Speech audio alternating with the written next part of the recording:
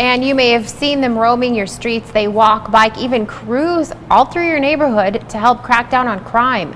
Your local news reporter Vanessa Herrera went out on 2 graveyard shifts with the Yuma Police Department's Crime Suppression Unit. She joins us now with more about this community-based policing unit. Vanessa? Hey, good evening. There's been a recent spike in crime in the neighborhood known as Okietown. So during my ride along with the CSU, they were policing with YPD's gang task force.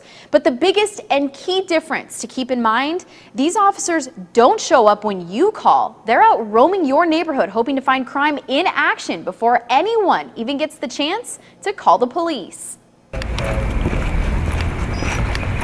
We just had a rise in recent violent gang-related crimes. The Crime Suppression Unit was asked to assist our gang unit with conducting an intensified patrol specifically for our unit in the neighborhood of Okietown. The Yuma PD's Crime Suppression Unit isn't like ordinary patrol officers, though. It's a community-oriented policing-based unit.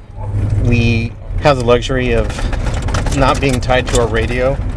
We get to be very proactive in our enforcement.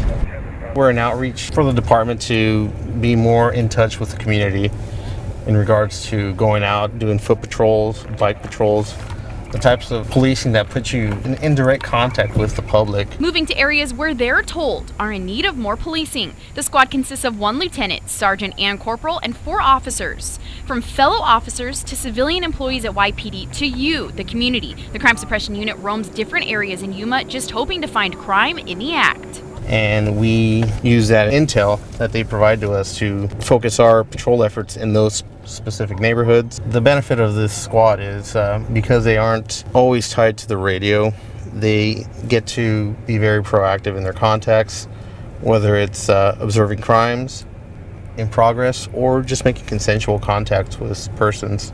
They have the luxury of being free to drive around and follow up on any tips or leads they get from the community or from other officers. So it makes it very easy for us and for the public to interact with each other.